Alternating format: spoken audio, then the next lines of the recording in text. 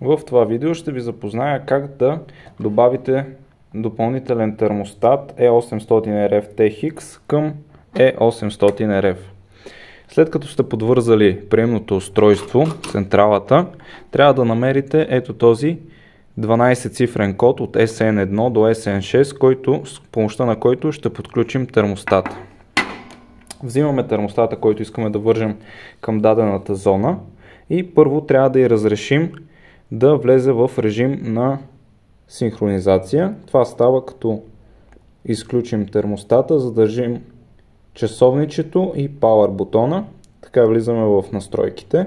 С двете стрелки превъртаме до настройка SNP. Тя фабрично е 00. Ние трябва да я настроим 01, за да можем да синхронизираме термостата с приемното устройство.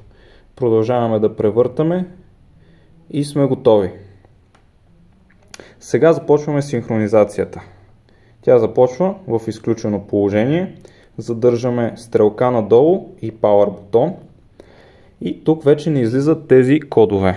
Сега срещу всеки един код SN1 трябва да въведем дадената сума. При нас SN1 ни е 22. Сега с стрелките надолу и нагоре настройваме 22.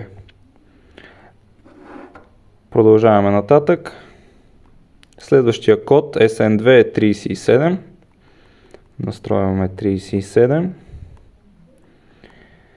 Следващия е 16. И това правим за всичките 6 кода. SN3 е 16. SN4 ни е 71.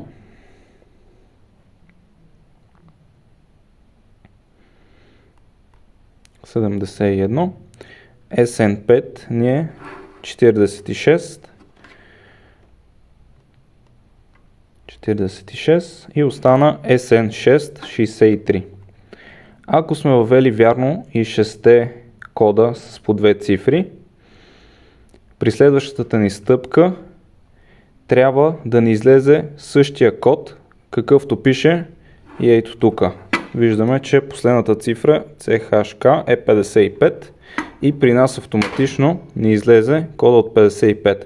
Това означава, че правилно сме въвели всичките цифри. Сега е момента да изберем коя от 8-те зони да вържем този термостат. Аз бих искал това да бъде на трета зона. Избираме трета зона и с символчето с двете стрелки приключваме операцията. Вече сме синхронизирали термостата с приемното устройство. Сега ще го пробваме, като увеличим температурата.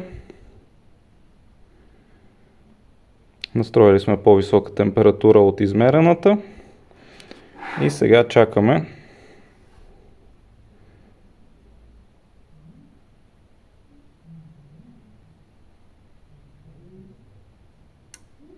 Светна диодчето, това означава, че термостатът е подал правилно сигнал и вече работи тази зона.